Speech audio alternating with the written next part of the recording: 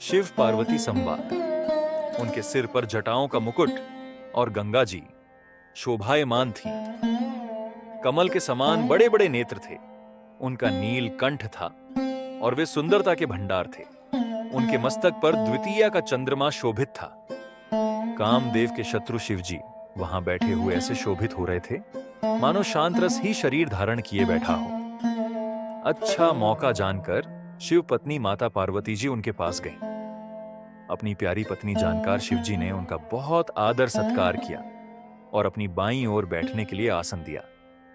पार्वती जी प्रसन्न होकर शिवजी के पास बैठ गईं। उन्हें पिछले जन्म की कथा स्मरण हो आई। स्वामी के हृदय में अपने ऊपर पहले की अपेक्षा अधिक प्रेम समझकर पार्वती जी हंसकर प्रिय वचन बोली। याज्ञवल्क्य जी कहते हैं कि जो कथा सब लोगों का हित करने वाली है उसे ही पार्वती जी पूछना चाहती हैं। पार्वती जी ने कहा, हे संसार के स्वामी, हे मेरे नाथ, हे त्रिपुरासुर का वध करने वाले, आपकी महिमा तीनों लोकों में विख्यात है। चर, अचर, नाग, मनुष्य और देवता सभी आपके चरण कमलों की सेवा करते हैं। हे प्रभु, आप समर्थ, सर्वज्ञ और कल्याण स्वरूप हैं। सब कलाओं और गुणों के निदान हैं और योग, ज्ञान तथा वैराग्य के भंडार हैं। आपका नाम शरणागतों के लिए कल्प वृक्ष है। हे सुख की राशि, यदि आप मुझ पर प्रसन्न हैं और सचमुच मुझे अपनी दासी या अपनी सच्ची दासी जानते हैं तो हे प्रभु, आप श्री रघुनाथ जी की नाना प्रकार की कथा कहकर मेरा अज्ञान दूर कीजिए। जिसका घर कल्प वृक्ष के नीचे हो वह भला दरिद्रता से उत्पन्न दुख को क्यों सहेगा। हे शशिभूषण, हे नाथ, हृदय में ऐसा विचार कर मेरी बुद्धि के भारी भ्रम को दूर कीजिए। हे प्रभु, जो परमार्थ तत्व ब्रह्म के झाता और वक्ता मुनि हैं वे श्री रामचंद्र जी को अनादि ब्रह्म कहते हैं और शेष, सरस्वती, वेद और पुराण सभी श्री रघुनाथ जी का गुण गाते हैं। और हे कामदेव के शत्रु, आप भी दिन रात आदर पूर्वक राम राम जपा करते हैं। ये राम वही अयोध्या के राजा के पुत्र हैं या अजन्मे, निर्गुण और अगोचर कोई और राम है। यदि वे राजपुत्र हैं तो ब्रह्म कैसे, और यदि ब्रह्म हैं तो स्त्री के विरह में उनकी मति बावली कैसे हो गई। इधर उनके ऐसे चरित्र देखकर और उधर उनकी महिमा सुनकर मेरी बुद्धि अत्यंत चकरा रही है। यदि इच्छा रहित, व्यापक, समर्थ ब्रह्म कोई और है तो हे नाथ, मुझे उसे समझाकर कहिए। मुझे नादान समझकर मन में क्रोध न लाइए। जिस तरह मेरा मोह दूर हो वही कीजिए। मैंने पिछले जन्म में वन में श्री रामचंद्र जी की प्रभुता देखी थी, परंतु अत्यंत भयभीत होने के कारण मैंने वह बात आपको सुनाई नहीं। तो भी मेरे मलिन मन को बोध न हुआ। उसका फल भी मैंने अच्छी तरह पा लिया। अब भी मेरे मन में कुछ संदेह है। आप कृपा कीजिए, मैं हाथ जोड़कर विनती करती हूं। हे प्रभु, आपने उस समय मुझे बहुत तरह से समझाया था, फिर भी मेरा संदेह नहीं गया। हे नाथ, ये सोचकर मुझ पर क्रोध न कीजिए। मुझे अब पहले जैसा मोह नहीं है। अब तो मेरे मन में राम कथा सुनने की रुचि है। हे शेषनाग को अलंकार रूप में धारण करने वाले देवताओं के नाथ, आप श्री रामचंद्र जी के गुणों की पवित्र कथा कहिए। मैं पृथ्वी पर सिर टेककर आपके चरणों की वंदना करती हूं और हाथ जोड़कर विनती करती हूं। आप वेदों के सिद्धांत को निचोड़कर श्री रघुनाथ जी का निर्मल यश वर्णन कीजिए। यद्यपि स्त्री होने के कारण मैं उसे सुनने की अधिकारिणी नहीं हूं, तथापि मैं मन, वचन और कर्म से आपकी दासी हूं। संत लोग जहां आर्त अधिकारी पाते हैं वहां गूढ़ तत्व भी उससे नहीं छिपाते। हे देवताओं के स्वामी, मैं बहुत ही आर्त भाव, दीनता से पूछती हूं, आप मुझ पर दया करके श्री रघुनाथ जी की कथा कहिए। पहले तो वह कारण विचार कर बतलाइए जिससे निर्गुण ब्रह्म सगुण रूप धारण करता है। फिर हे प्रभु, श्री रामचंद्र जी के अवतार, जन्म की कथा कहिए तथा उनका उदार बाल चरित्र कहिए। फिर जिस प्रकार उन्होंने श्री जानकी जी से विवाह किया वह कथा कहिए और फिर यह बतलाइए कि उन्होंने जो राज्य छोड़ा सो किस दोष से। हे नाथ, फिर उन्होंने वन में रहकर जो अपार चरित्र किए तथा जिस तरह रावण को मारा वह कहिए। हे सुख स्वरूप शंकर, फिर आप उन सारी लीलाओं को कहिए जो उन्होंने राज्य सिंहासन पर बैठकर की थीं। हे कृपाधाम, फिर वह अद्भुत चरित्र कहिए जो श्री रामचंद्र जी ने किया। वे रघुकुल शिरोमणि प्रजा सहित किस प्रकार अपने धाम को गए हे प्रभु, फिर आप उस तत्व को समझाकर कहिए जिसकी अनुभूति में ज्ञानी मुनिगण सदा मग्न रहते हैं, और फिर भक्ति, ज्ञान, विज्ञान और वैराग्य का विभाग सहित वर्णन कीजिए। इसके सिवा श्री रामचंद्र जी के और भी जो अनेक रहस्य, छिपे हुए भाव अथवा चरित्र हैं, उनको कहिए। हे नाथ, आपका ज्ञान अत्यंत निर्मल है।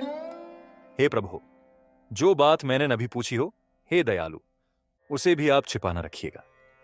वेदों ने आपको तीनों लोकों का गुरु कहा है, दूसरे पामर जीव इस रहस्य को क्या जाने? पार्वती जी के सहज, सुंदर और छल रहित सरल प्रश्न सुनकर शिव जी के मन को बहुत अच्छे लगे। श्री महादेव जी के हृदय में सारे रामचरित्र आ गए। प्रेम के मारे उनका शरीर पुलकित हो गया और नेत्रों में जल भर आया।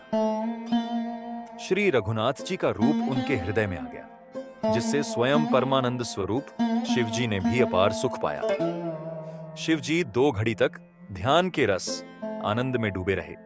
फिर उन्होंने मन को बाहर खींचा और तब वे प्रसन्न होकर श्री रघुनाथ जी का चरित्र वर्णन करने लगे, जिसके बिना जाने झूठ भी सत्य मालूम होता है। जैसे बिना पहचाने रस्सी में सांप का भ्रम हो जाता है, और जिसके जान लेने पर जगत का उसी तरह लोप हो जाता है, जैसे जागने पर स्वप्न का भ्रम जाता रहता है।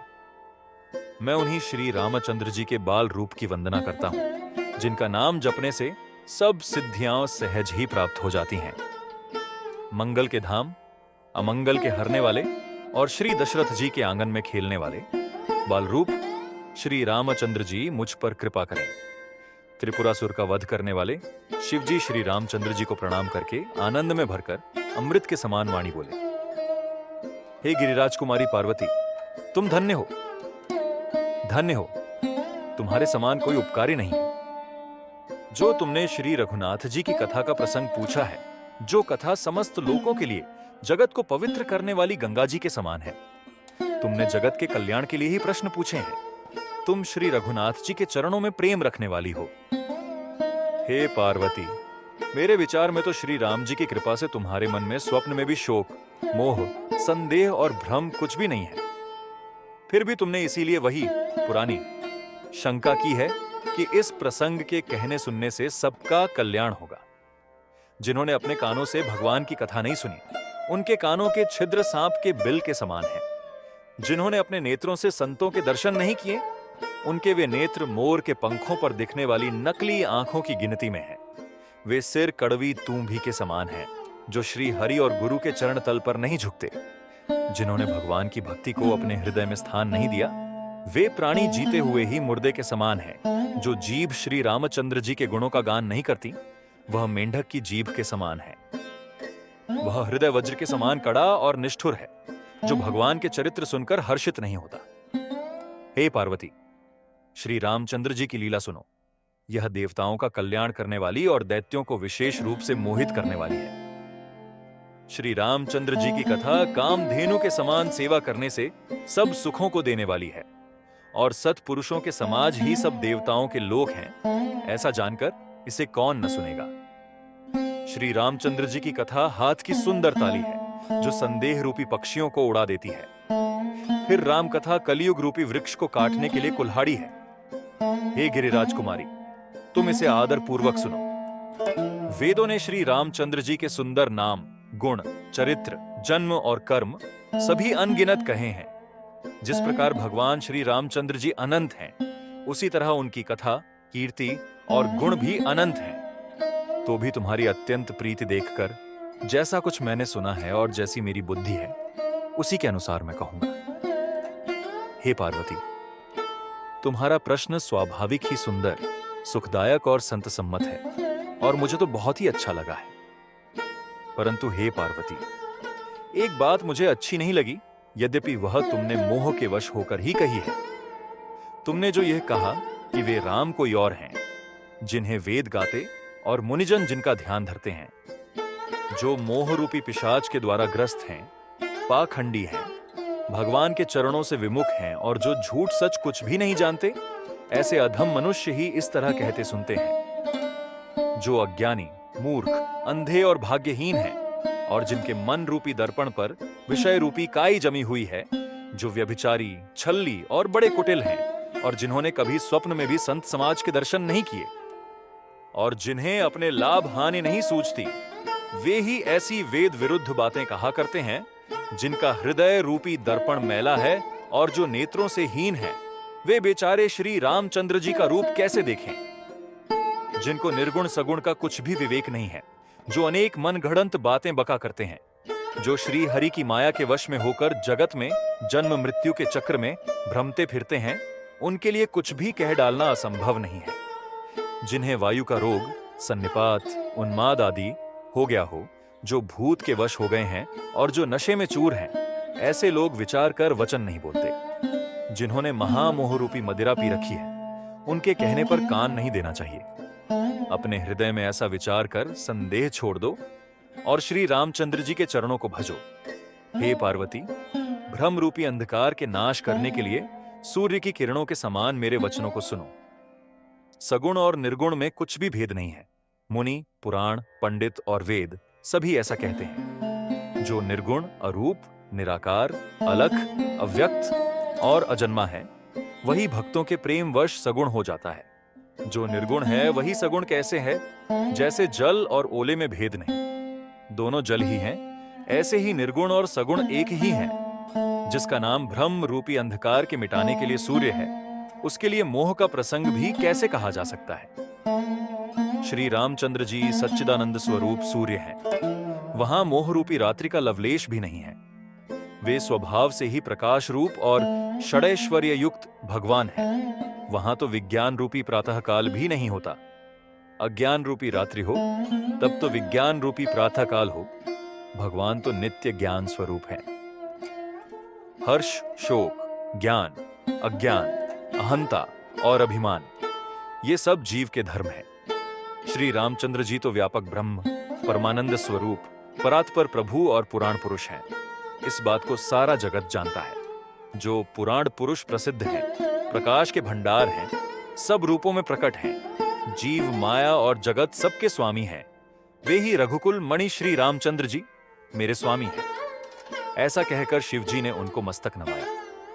अज्ञानी मनुष्य अपने भ्रम को तो समझते नहीं और वे मूर्ख प्रभु श्री रामचंद्र जी पर उसका आरोप करते हैं। जैसे आकाश में बादलों का पर्दा देखकर कुविचारी अज्ञानी लोग कहते हैं कि बादलों ने सूर्य को ढक लिया।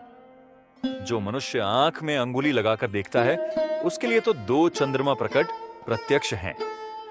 हे पार्वती, श्री रामचंद्र जी के विषय में इस प्रकार मोह की कल्पना करना वैसा ही है जैसा आकाश में अंधकार, धुएं और धूल का सुहाना दिखना। आकाश जैसे निर्मल और निर्लेप है, उसको कोई मलिन या स्पर्श नहीं कर सकता। इसी प्रकार भगवान श्री रामचंद्र जी नित्य निर्मल और निर्लेप हैं। विषय, इंद्रियों के देवता और जीवात्मा, ये सब एक की सहायता से एक चेतन होते हैं। अर्थात विषयों का प्रकाश इंद्रियों से, इंद्रियों का इंद्रियों के देवताओं से और इंद्रिय देवताओं का चेतन जीवात्मा से प्रकाश होता है। इन सब का जो परम प्रकाशक है, अर्थात जिससे इन सब का प्रकाश होता है, वही अनादि ब्रह्म अयोध्या नरेश श्री रामचंद्र जी हैं। यह जगत प्रकाश्य है और श्री रामचंद्र जी इसके प्रकाशक हैं। वे माया के स्वामी और ज्ञान तथा गुणों के धाम हैं, जिनकी सत्ता से मोह की सहायता पाकर जड़ माया भी सत्य सी भासित होती है। जैसे सीप में चांदी की और सूर्य की किरणों में पानी की बिना हुए भी प्रतीति होती है। यद्यपि यह प्रतीति तीनों कालों में झूठ है, तथापि इस भ्रम को कोई हटा नहीं सकता। इसी तरह यह संसार भगवान के आश्रित रहता है। यद्यपि यह असत्य है, तो भी दुख तो देता ही है। जिस तरह स्वप्न में कोई सिर काट ले तो बिना जागे वह दुख दूर नहीं होता। हे पार्वती, जिनकी कृपा से इस प्रकार का भ्रम मिट जाता है, वही कृपालु श्री रघुनाथ जी हैं, जिनका आदि और अंत किसी ने नहीं जान पाया। वेदों ने अपनी बुद्धि से अनुमान करके इस प्रकार नीचे लिखे अनुसार गाया है। वह ब्रह्म बिना ही पैर के चलता है, बिना ही कान के सुनता है, बिना ही हाथ के नाना प्रकार के काम करता है, बिना मुंह जिह्वा के ही सारे छहों रसों का आनंद लेता है और बिना ही वाणी के बहुत योग्य वक्ता है। वह बिना ही शरीर त्वचा के स्पर्श करता है, बिना ही आंखों के देखता है और बिना ही नाक के सब गंधों को ग्रहण करता है, सूंघता है। उस ब्रह्म की करनी सभी प्रकार से ऐसी अलौकिक है कि जिसकी महिमा कहीं नहीं जा सकती, जिसका वेद और पंडित इस प्रकार वर्णन करते हैं और मुनि जिसका ध्यान धरते हैं, वही दशरथ नंदन, भक्तों के हितकारी, अयोध्या के स्वामी भगवान श्री रामचंद्र जी हैं। हे पार्वती, जिनके नाम के बल से काशी में मरते हुए प्राणी को देखकर मैं उसे राम मंत्र देकर शोक रहित कर देता हूं, मुक्त कर देता हूं, वही मेरे प्रभु रघुश्रेष्ठ श्री रामचंद्र जी जड़ चेतन के स्वामी और सबके हृदय के भीतर की जानने वाले हैं। विवश होकर बिना इच्छा के भी जिनका नाम लेने से मनुष्यों के अनेक जन्मों में किए हुए पाप जल जाते हैं, फिर जो मनुष्य आदर पूर्वक उनका स्मरण करते हैं, वे तो संसार रूपी दुस्तर समुद्र को गाय के खुर से बने हुए गड्ढे के समान अर्थात बिना किसी परिश्रम के पार कर जाते हैं। हे पार्वती, वही परमात्मा श्री रामचंद्र जी हैं। उनमें भ्रम देखने में आता है। तुम्हारा ऐसा कहना अत्यंत ही अनुचित है। इस प्रकार का संदेह मन में लाते ही मनुष्य के ज्ञान, वैराग्य आदि सारे सद्गुण नष्ट हो जाते हैं। शिव जी के भ्रमनाशक वचनों को सुनकर पार्वती जी के सब कुतर्कों की रचना मिट गई। श्री रघुनाथ जी के चरणों में उनका प्रेम और विश्वास हो गया और कठिन असंभावना, जिसका होना संभव नहीं, ऐसी मिथ्या कल्पना जाती रही। बार बार स्वामी शिव जी के चरण कमलों को पकड़कर और अपने कमल के समान हाथों को जोड़कर पार्वती जी मानो प्रेम रस में सांड कर सुंदर वचन बोली। आपकी चंद्रमा की किरणों के समान शीतल वाणी सुनकर मेरा अज्ञान रूपी शरद रथु कुवार की धूप का भारी ताप मिट गया। हे कृपालु, आपने मेरा सब संदेह हर लिया। अब श्री रामचंद्र जी का यथार्थ स्वरूप मेरी समझ में आ गया। हे नाथ, आपकी कृपा से अब मेरा विषाद जाता रहा और आपके चरणों के अनुग्रह से मैं सुखी हो गई। यद्यपि मैं स्त्री होने के कारण स्वभाव से ही मूर्ख और ज्ञानहीन हूं, तो भी अब आप मुझे अपनी दासी जानकर, हे प्रभु, यदि आप मुझ पर प्रसन्न हैं, तो जो बात मैंने पहले आपसे पूछी थी वही कहिए। यह सत्य है कि श्री रामचंद्र जी ब्रह्म हैं, चिन्मय ज्ञान स्वरूप हैं, अविनाशी हैं, सबसे रहित और सबके हृदय रूपी नगरी में निवास करने वाले हैं। फिर हे नाथ, उन्होंने मनुष्य का शरीर किस कारण से धारण किया? हे धर्म की ध्वजा धारण करने वाले प्रभु, यह मुझे समझाकर कहिए। पार्वती के अत्यंत नम्र वचन सुनकर और श्री रामचंद्र जी की कथा में उनका विशुद्ध प्रेम देखकर तब कामदेव के शत्रु, स्वाभाविक ही सुजान, कृपा निदान शिव जी मन में बहुत ही हर्षित हुए और बहुत प्रकार से पार्वती की बड़ाई करके फिर बोले,